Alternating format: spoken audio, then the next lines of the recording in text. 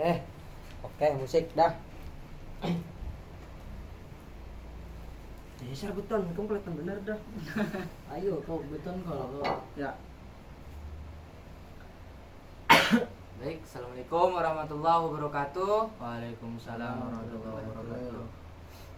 Aku nih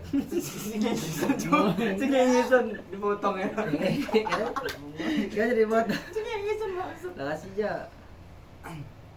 Jadi tahu bangsat. Udah. Assalamualaikum warahmatullahi wabarakatuh. Waalaikumsalam warahmatullahi wabarakatuh. Di sini kami kelompok 9 Kelompok 10. kelompok salah juga ya. Iya kasih dah. Astagfirullahaladzim. Ulang. Assalamualaikum warahmatullahi wabarakatuh. Waalaikumsalam warahmatullahi wabarakatuh. Kami dari kelompok 11 ingin memaparkan materi kami tentang apa? Tentang ijaz Al-Qur'an. Saya di sini sebagai moderator sekaligus pematerinya. Langsung saja demi mempersingkat waktu, kita mulai dengan pemateri pertama dengan nama Muhammad Fatwa. Waktu dan tempat kami persilahkan. Nah, kita masuk di materi yaitu pengertian ijaz. Pengertian ijaz adalah dari segi bahasa kata ijaz dari masdar, dari kata kerja ajaza yu'jizu ijaz yang berarti melemahkan atau memperlemah.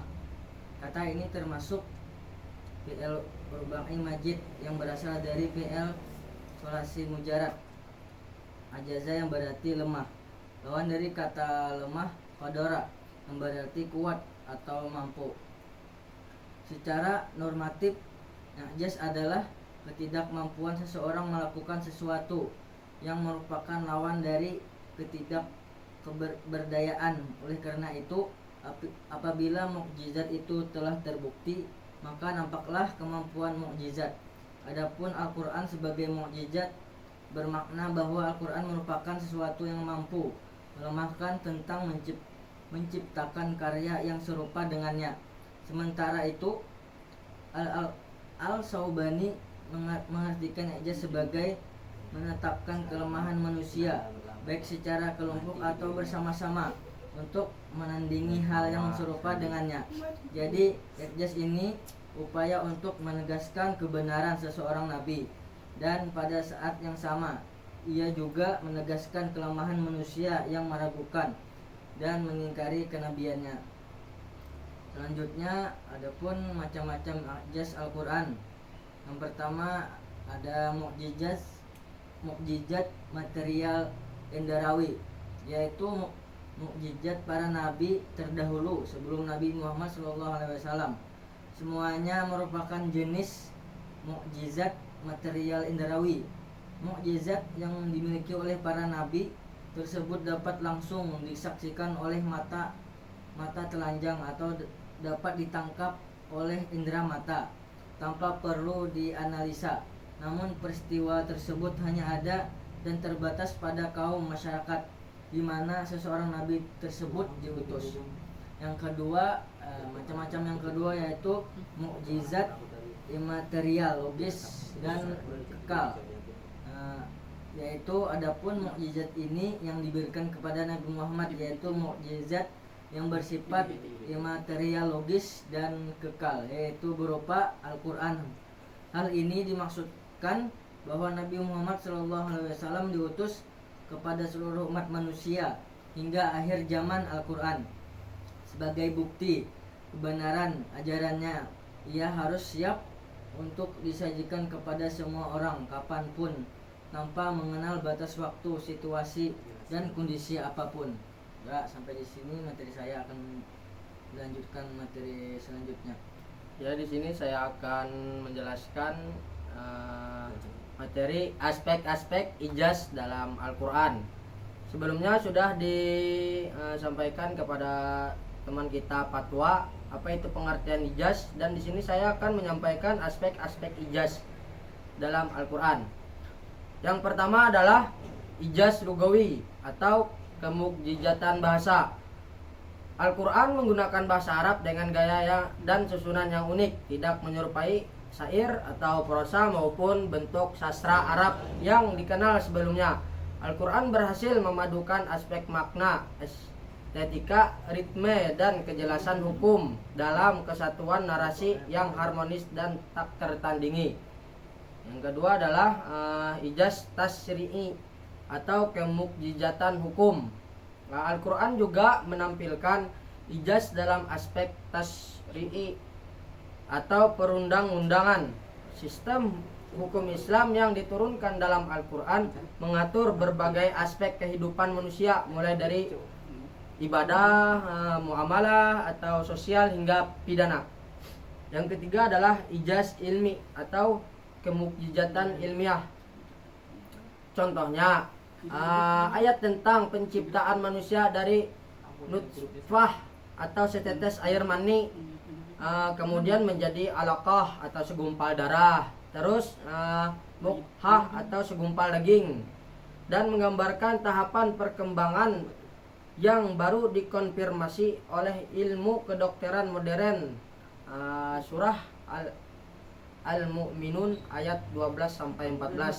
Yang keempat adalah ijaz goibi atau kemukjizatan informasi gaib. Ijaz goibi adalah mencakup pemberitaan Al-Quran mengenai hal-hal yang tidak diketahui manusia pada masa turunnya wahyu. Termasuk dalam kategori ini adalah kisah-kisah umat terdahulu atau ramalan tentang kemenangan Romawi atas Persia. Quran surah Ar-Rum ayat 2-4 serta peristiwa-peristiwa akhir zaman. Jadi Al-Quran di ijaz goibi ini menjelaskan peristiwa yang sebelumnya, sebelum Nabi Muhammad datang. Ya. Selanjutnya akan disampaikan kepada saudara Sufyan. Ya baik, di sini saya akan melanjutkan materi yang selanjutnya, yaitu pandangan ulama klasik dan kontemporer. Jadi para ulama klasik seperti Al-Jurjani dan Ar-Rafi'i menekankan kehebatan ijaz Al-Quran dari aspek bahasa. Mereka melihat bahwa keindahan susunan dan kekuatan retorika Al-Quran tidak tertandingi oleh karya sastra manusia manapun. Dalam pandangan mereka, aspek kebahasaan Al-Quran merupakan bukti utama bahwa Al-Quran bersumber dari Allah dan tidak mungkin ditiru manusia. Sementara itu, ulama kontemporer seperti Quraisy Shihab lebih mendorong pendekatan yang integratif dan multidisipliner. Mereka tidak hanya berfokus pada aspek kebahasaan, tetapi juga menggabungkan metode linguistik, sosiologis, historis, dan saintifik. Pendekatan ini bertujuan agar tafsir Al-Quran tetap relevan dan aplikatif dalam kehidupan modern, serta menghindari pemaksaan makna yang tidak sesuai konteks. Pendekatan ulama kontemporer lebih terbuka terhadap hasil penelitian modern dan memandang ijaz tidak hanya sebagai keindahan retoris, tapi juga mencakup informasi ilmiah, keseimbangan hukum, dan prediksi-prediksi sejarah dan masa depan yang terbukti kebenarannya. Selanjutnya yaitu relevansi kebenaran ijaz Al-Quran dengan pengembangan etik. Manusia modern cenderung berpikir rasional dan ilmiah, sehingga untuk menerima kebenaran mereka memerlukan bukti empiris. Oleh sebab itu, ijaz ilmiah dalam Al-Quran menjadi sangat relevan, karena banyak isyarat ilmiah dalam Al-Quran yang baru bisa dijelaskan melalui ilmu pengetahuan modern. Contohnya adalah proses reproduksi manusia yang dijelaskan dalam Al-Quran jauh sebelum adanya mikroskop, USG, dan teknologi kedokteran modern. Informasi tentang penciptaan manusia dari air mani, tahapan perkembangan janin, hingga penentuan jenis kelamin. Ini menunjukkan bahwa Al-Quran tidak bertentangan dengan ilmu pengetahuan, bahkan seringkali justru mendahului penemuan ilmiah modern.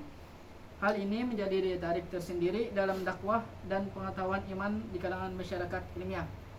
Hanya itu saja yang dapat saya sampaikan. Selanjutnya akan dilanjutkan oleh Sandi Anwar. Baik, izin melanjutkan materinya, yaitu contoh ijaz Al-Quran. Tadi sudah dijelaskan mengenai pengertian ijaz Al-Quran dan juga aspek-aspeknya juga. Sekarang saya akan menyebutkan contoh dari ijaz Al-Quran ini. Mana anjay? Mana coba hilang? Kemukjizatan lain dari Al-Quran adalah di celah-celah redaksi ayat memuat informasi tentang isyarat-isyarat ilmiah yang diungkapkan dalam konteks hidayah. Yang pertama, penciptaan dari setetes cairan mani. Dalam beberapa ayat Al-Quran dijelaskan bahwa manusia itu awal mulanya berasal dari setetes mani.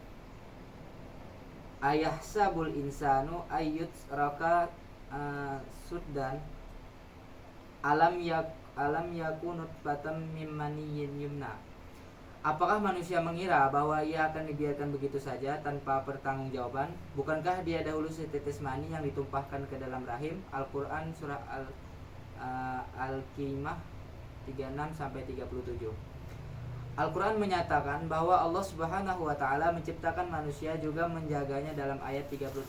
Dinyatakan bahwa manusia diciptakan dari setetes mani. Nah, dari sini kita dihadapkan pada kenyataan ilmiah yang belum diketahui pada zaman Rasulullah. Pada ayat ini, kata mani yang dalam bahasa Arabnya muftah, tetes, dibedakan mutfah, bermakna cairan yang tertinggal dalam wadah isinya sudah dikosongkan. Jadi ia mengacau pada sebagian, bukan mani secara keseluruhan. Dalam satu sel ejakulasi, di samping zat lain, mani mengandung 100-200 juta sperma. Satu dari ratusan juta sperma inilah yang akan membuahi sel telur. Dengan kata lain, zigot yang merupakan produk penyatuan dua gamet hanyalah hasil dari sebagian kecil mani. Hal ini sebagaimana yang diungkapkan juga oleh Quraisy Shihab bahwa pancaran mani yang menyembur dari alat kelamin pria mengandung sekitar 200 juta benih manusia. Kemudian 100 juta sperma ini berenang untuk mencapai organ reduksi wanita yang sangat jauh. Jika diukur dalam mikron panjang, sperma 1 mikron sama dengan 1 juta per meter. Tadi banyak sperma yang mati dalam perjalanan dan hanya sedikit yang mencapai tujuan. Dari begitu banyak sperma,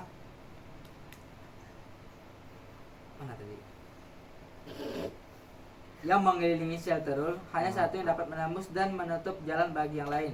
Setengah data genetik yang di bawah sperma ini tersimpan di bagian kepalanya yang berukuran 5 mikron. Setengah data genetik lainnya menunggu dalam rahim ibu. Dalam Quran surah An-Najm ayat 45-46, Allah berfirman, dan bahwasanya dialah yang menciptakan berpasang-pasang pria dan wanita dari air mani dan air mani apabila dipancarkan. Selanjutnya, ayat ini mengonfirmasikan bahwa dari tetes nutfah yang memancarkan itu, Allah menciptakan kedua jenis manusia, lelaki dan perempuan. Penelitian ilmiah membuktikan adanya dua macam kandungan sperma mani laki-laki, yaitu kromosom lelaki yang ditimbang dengan huruf Y dan kromosom perempuan dilambangkan dengan huruf X, sedangkan ovum milik perempuan hanya semacam, yaitu dilambangkan dengan huruf X. Ini tadi kesimpulannya. Apabila yang membuahi ovum adalah sperma yang memiliki kromosom Y, maka anak yang dikandung adalah lelaki, dan bila X bertemu dengan X, maka anak yang dikandung adalah perempuan. Jika demikian, yang menentukan jenis kelamin adalah nutfah yang diuangkan sang ayah. Mungkin hanya itu yang bisa saya sampaikan mengenai contoh ijaz Al-Quran ini. Selanjutnya saya akan memberikan kesimpulan dari semua yang telah kami jelaskan tadi. Jadi kesimpulan dari materi ijaz Al-Quran ini, yang pertama, ijaz Al-Quran adalah ketidakmampuan manusia dan jin untuk menandingi Al-Quran, baik dari sisi bahasa, isi, hukum maupun kebenaran ilmiahnya. Yang kedua, Al-Quran merupakan mukjizat terbesar Nabi